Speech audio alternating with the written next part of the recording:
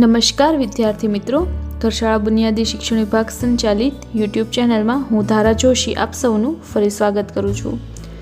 ધોરણ 5 વિષય ગણિત ચેપ્ટર 8 નકશા અને આલેખન. આજે આપણે આ ચેપ્ટરમાં શાળાના નકશાનો અભ્યાસ કરવાનો છે. આની પહેલાં આપણે પ્રમાણમાપ અને ભારતના નકશાનો અભ્યાસ કરી ગયા છીએ. તો ચાલો આજનો અભ્યાસ શરૂ કરીએ. હવે અહીં તમને એક સમુદ્રનું ચિત્ર છે આપ્યું છે અને બાળક ઊભો રહી અને એ સમુદ્રને નિહાળી રહ્યો છે. તો ચિત્રમાં સમુદ્ર છે કેવા રંગનો છે? તો કે નકશામાં અને ચિત્રમાં બંનેમાં જે સમુદ્ર છે વાદળી રંગથી દર્શાવવામાં આવે છે. અને બાળક છે એ ચિત્રમાં કઈ બાજુ ઊભું છે? તો કે ચિત્રમાં બાળક જે છે એ સમુદ્રની સામેની તરફ ઊભું છે.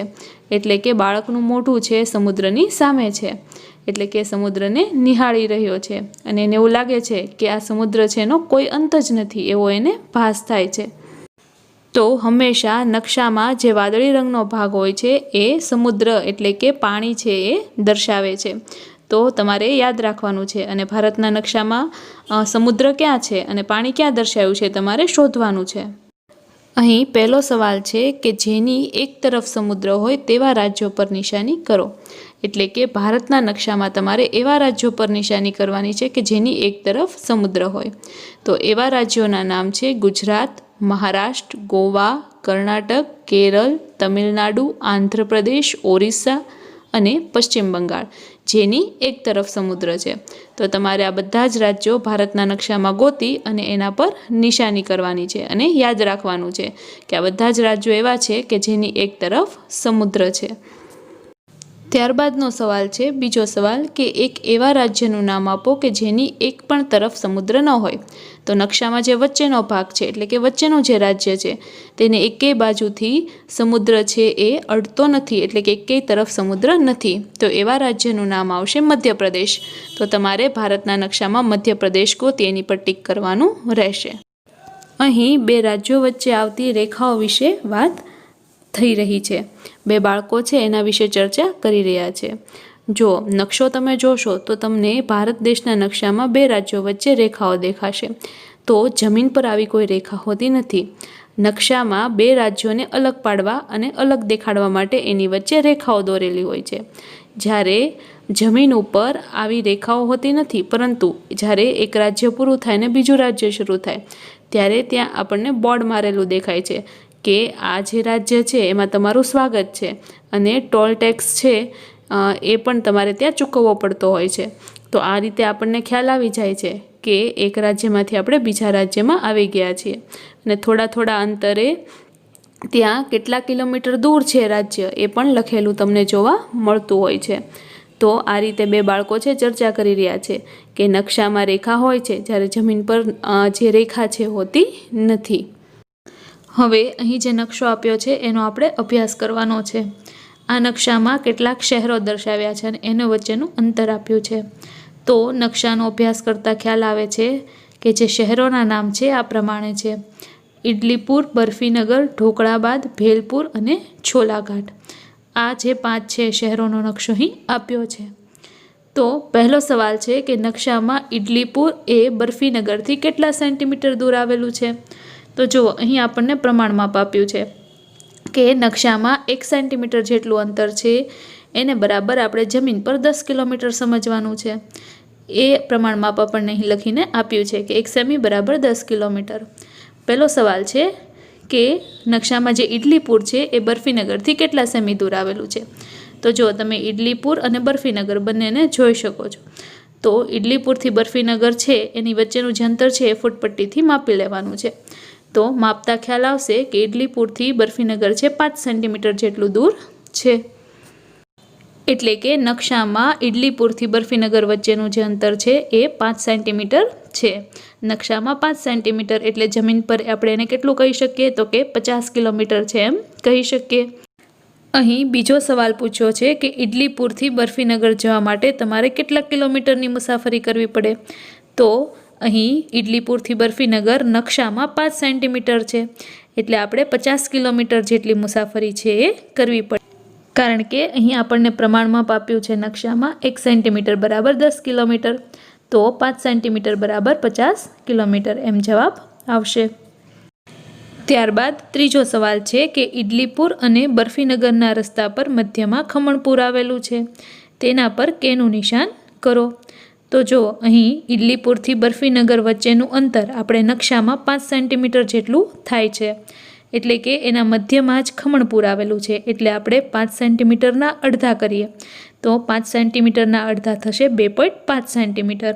એટલે આપણે નકશામાં ઇડલીપુરથી આપણે માપન શરૂ કરીએ તો જ્યાં 2.5 જેટલું અંતર થાય ત્યાં આપણે મધ્યમાં નિશાની કરવાની છે અને ત્યાં કે લખવાનું છે, જે ખમણપુર થશે. જો અહીં નકશામાં મેં જે રીતે દર્શાવ્યું છે એ રીતે. ચોથો સવાલ છે જલેબીપુર એ છોલાઘાટ અને ઢોકળાબાદ બંનેથી 35 કિલોમીટર દૂર આવેલું છે, તે ક્યાં હોઈ શકે તે વિચારો અને તેના પર જેનું નિશાન કરો. તો જુઓ, આપણે નકશો જોઈએ તો આપણને ખ્યાલ આવે કે જે છોલાઘાટ અને ઢોકળાબાદ છે એ બંનેથી 35 કિલોમીટર દૂર, એટલે કે છોલાઘાટથી આવીએ તો પણ 35 કિલોમીટર દૂર અને ઢોકળાબાદથી આવીએ તો પણ 35 કિલોમીટર દૂર. તો એ બંનેથી 35 કિલોમીટર દૂર છે એ જલેબીપુર આવેલું છે. એટલે કે આપણે નકશામાં 3.5 સેમી જેટલું માપવાનું રહે. 35 કિલોમીટર એટલે નકશામાં થશે 3.5 સેમી. તો તમારે દોરી વડે માપી લેવાનું છે અને ત્યારબાદ તમારે જ્યાં જલેબીપુર આવેલું છે ત્યાં જે વડે દર્શાવવાનું છે. જુઓ, અહીં આકૃતિમાં મેં જે વડે દર્શાવ્યું છે કે જલેબીપુર ક્યાં આવેલું છે, તો તમારે પણ એ રીતે દર્શાવવાનું છે નકશામાં. ત્યારબાદનો પાંચમો સવાલ છે ભેલપુર અને છોલાઘાટના વચ્ચેના રસ્તાની લંબાઈ માપો અને એની માટે તમે દોરીનો ઉપયોગ કરી શકો છો. તો જુઓ, અહીં નકશામાં જે ભેલપુર લખેલું છે એ અને છોલાઘાટ આ બંને વચ્ચે તમે રસ્તો જુઓ તો આપણને અહીં વાંકો ચૂકો જોવા મળે છે નકશામાં. તો એની માપવા માટે આપણે દોરીનો ઉપયોગ કરવાનો છે અને આની લંબાઈ કેટલી છે એ તમારે માપવાની છે. સૌપ્રથમ દોરી વડે તમારે એ માપી લેવાનું. ત્યારબાદ એ દોરીને ફૂટપટ્ટી પર મૂકી અને કેટલી લાંબી દોરી છે એ જોઈ લેવાનું અને ત્યારબાદ એની લંબાઈ કેટલી છે ભેલપુરથી છોલાઘાટની એ તમારે લખવાનું છે. તો લગભગ 6 સેન્ટીમીટર જેટલી લંબાઈ થશે. એટલે જમીન પર એ 60 કિલોમીટર જેટલું અંતર થશે. અહીં આશી નામની જે વિદ્યાર્થીની છે એના શાળાનો નકશો દર્શાવ્યો છે. આ શાળાનો નકશો છે ઉપરથી લીધેલો છે, એટલે કે ઉપરથી જોતા શાળા કેવી દેખાય છે એનો નકશો અહીં આપ્યો છે. અહીં આપણને પ્રમાણમાં પણ આપ્યું છે કે 2 સેન્ટીમીટર બરાબર 5 મીટર સમજવાનું છે. એટલે કે નકશામાં 2 સેન્ટીમીટર એને બરાબર જમીન પર 5 મીટર તમારે સમજવાનું છે. પહેલાં તો સૌપ્રથમ નકશાનો અભ્યાસ કરીએ.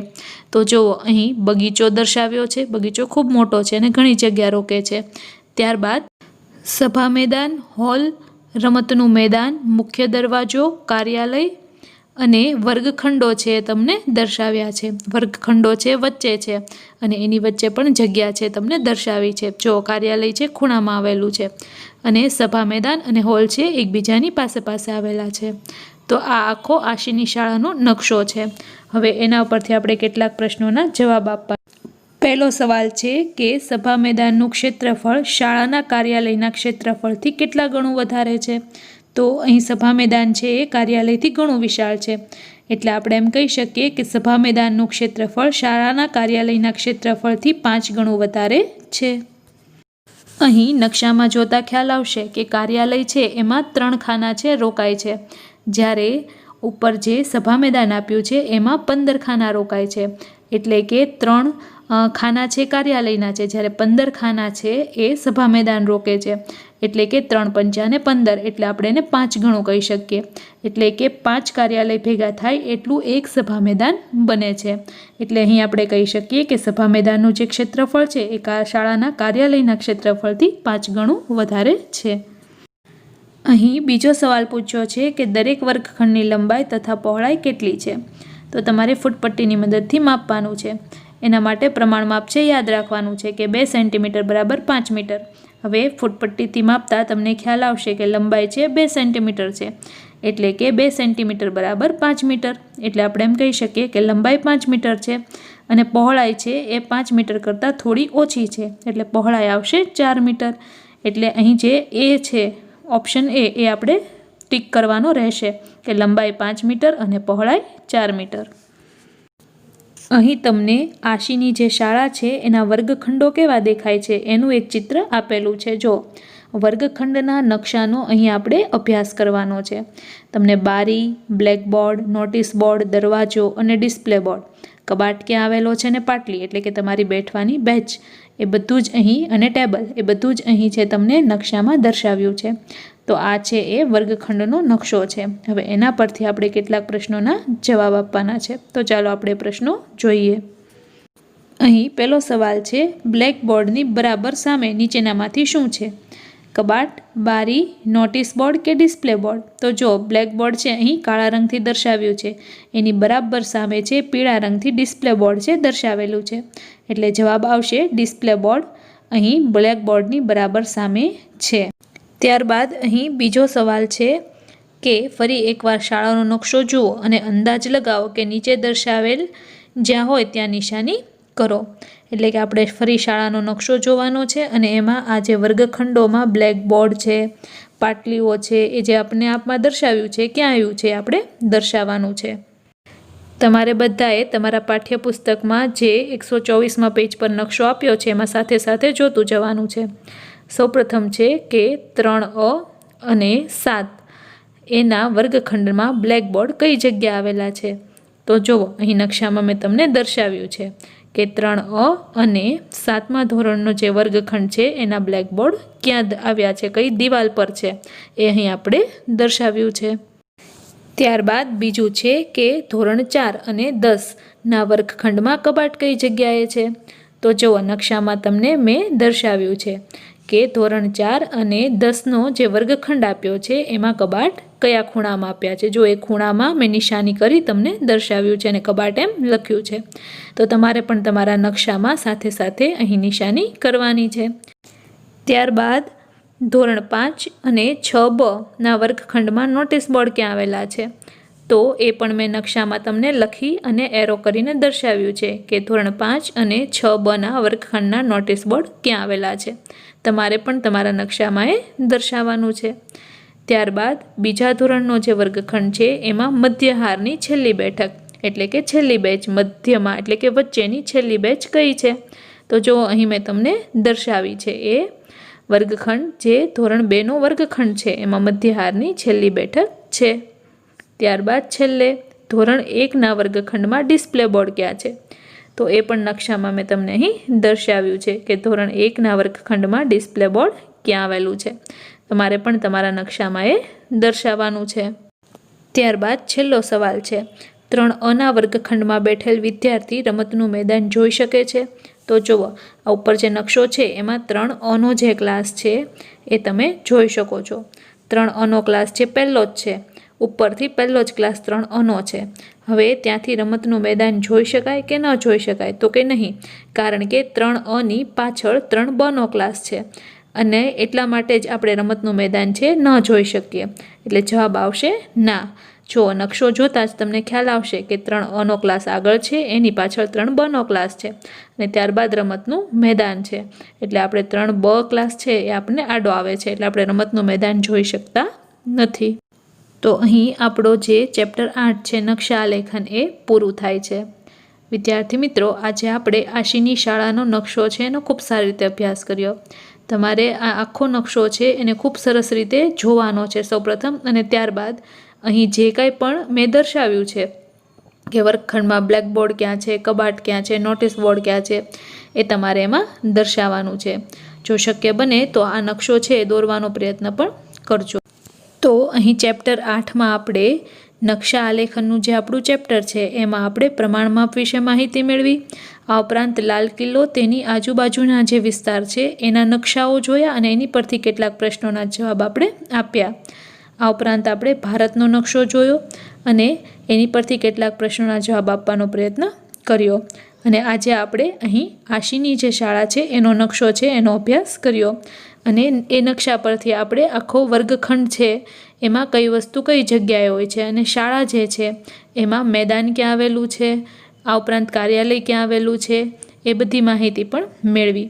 તમે પણ તમારી શાળાનો જે નકશો હોય એનો સારી રીતે અભ્યાસ કરી અને એમાં ચેક કરજો કે તમારી શાળાનું મેદાન, ગાર્ડન, આ ઉપરાંત કાર્યાલય અને વર્ગખંડો છે કઈ જગ્યાએ આવેલા છે, કેટલા દરવાજા છે, એનો અભ્યાસ તમારી શાળાના નકશા પરથી તમે કરજો. હવે પછીના લેક્ચરમાં આપણે ચેપ્ટર 9 ખોખા અને રેખાચિત્ર એનો અભ્યાસ કરવાનો છે.